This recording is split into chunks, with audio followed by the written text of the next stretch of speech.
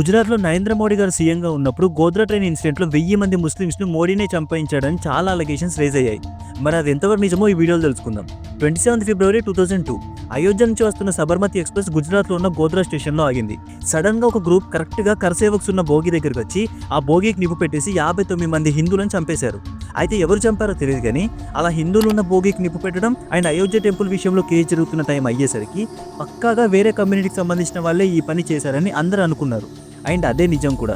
ఈ పని వేరే కమ్యూనిటీకి సంబంధించిన వాళ్ళే చేశారని చాలామంది ప్రత్యక్ష సాక్షులు చెప్పారు. అండ్ ఆ కేసు విషయంలో దొరికిన వాళ్ళు కూడా అందరూ వేరే కమ్యూనిటీకి సంబంధించిన వాళ్ళే.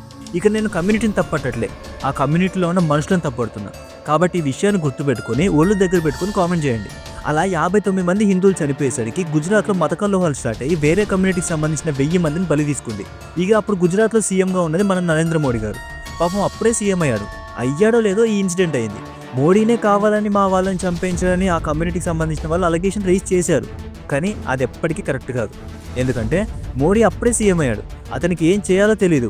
ఆ సిచ్యువేషన్ను అతను హ్యాండిల్ చేయలేకపోయాడు. ఈ విషయాన్ని డైరెక్ట్ నరేంద్ర మోడీ గారే ఒక ఇంటర్వ్యూలో చెప్పారు. అయినా అక్కడ అలా మత కలహాలు స్టార్ట్ అవ్వడానికి రీజన్ ఎవరు? వాళ్ళ కమ్యూనిటీకి సంబంధించిన వాళ్ళే కదా. అప్పుడు తప్పు ఎవరిదైతుంది? మీరే కామెంట్ సెక్షన్లో చెప్పండి.